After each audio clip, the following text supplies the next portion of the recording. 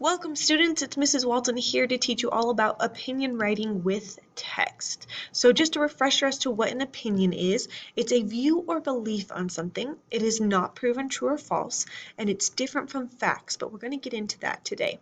So if you recall, I showed you a picture of my cat Barbara, the facts about her that she has black and tan fur, two ears. In this picture, she's sleeping, she's very small. And then I gave you my opinions about what I think about Barbara. And yours might be different, but these were my opinions that she's cute, sweet, that she's the best, those kind of things. So now let's talk about opinion writing with using text. What is it? It's writing that expresses your beliefs or thoughts with supporting reasons, so similar to like what we did before, but this time it's based on facts given in a text. Okay, hold on. I just used the word facts in that statement there. So we're going to be forming an opinion with facts. We're going to use the facts in an article to help us form and support our opinions. So in our articles, you're going to notice that there's going to be about two different sides of things, like a yes or no, for or against, gives you option one or option two, those kind of things. And it gives you information from both sides, maybe something that's yes and something that's no on something. So let's take a look at what we're going to do for day one.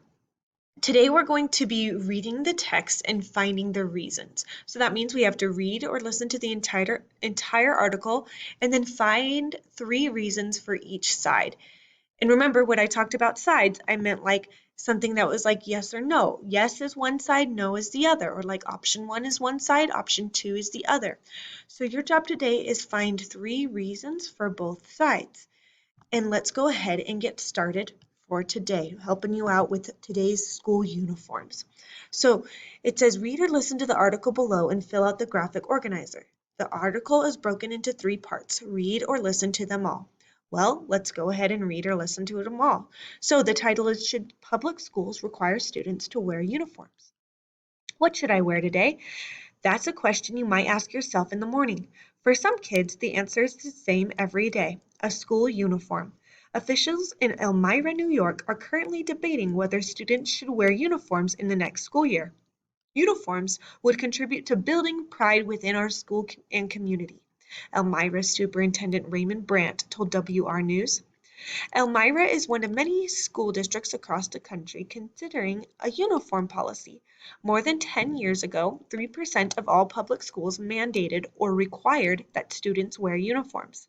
That number is closer to 10%. Some school officials support the policy, hoping that uniforms will encourage students to focus on their work. Opponents, however, say students should be allowed to express themselves through their clothing. Yes, uniforms make schools better places in which to learn, supporters say. They argue that dress codes often improve discipline and lessen bullying and teasing. I think uniforms help students focus on their academics and not the latest fashion, Principal Megan Mannion told WR News. Her school, Rankin Elementary School in Akron, Ohio, has had a uniform policy since 1995. The best thing I like about our uniform is the style, especially the shirts and sweaters, says Rankin fourth grader Clifton Harris. It's not just the look that makes the grade. Others argue that the new uniforms cut costs. You save money to buy casual clothes for home, adds Rankin student Asmar Epps. No. A uniform requirement violates or disregards the right to freedom of expression, say some people. That right is protected by the First Amendment to the U.S. Constitution. I think students should choose their own clothing styles rather than be told to wear a specific uniform. Fifth grader Kaylee Villavong from Aurora, Missouri told WR News. Her classmate Wade Fleetwood agrees. Kids should be allowed to wear different styles of clothes. Some parents are worried about the expense. Elmira would offer uniforms at a price between $16 and $26. What's the school district going to do for people who can't afford them? Asked one Elmira father at a recent public meeting. Okay, so that those sides that we were talking about. So this is all about school uniforms, and then it broke it up for us in this article about yes to school uniforms and no to school uniforms. So your job right now is to fill in the graphic organizer. From the article above, give 3 reasons as to why students should wear uniforms and 3 reasons why they should not wear uniforms in the graphic organizer below. So look, it's divided into the 2 sections, the 2 sides. Yes, students should wear school uniforms. No, students should not wear school uniforms. And you have to give 3 reasons for each. Well, guess what? All of the reasons are here in this article, so let's find them. So this side says yes. Let's look at the yes section of the article. Look at how nice and neat that was split up for us. So right away, I see uniforms make schools better places to learn. They argue that it improves discipline, lessens bullying and teasing. Well, all of those are great things, and I can use all of them in each of my answers here, 1, 2, and 3. And I'm just going to pick one and put it into my own sentence. I could say uniforms improve discipline and lessen bullying and teasing. There's one idea, right? One reason right there. Uniforms improve discipline. Oh my goodness, guess what? It's right here. Discipline, and let's just say uniforms improve discipline and lessen bullying and teasing.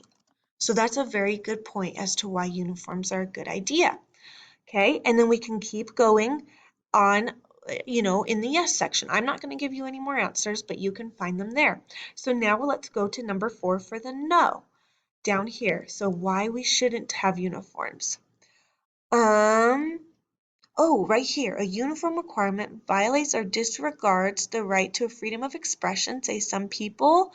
And I think students should choose their own clothing style and not told what they should wear. All of these are good things. I'm going to say uniforms,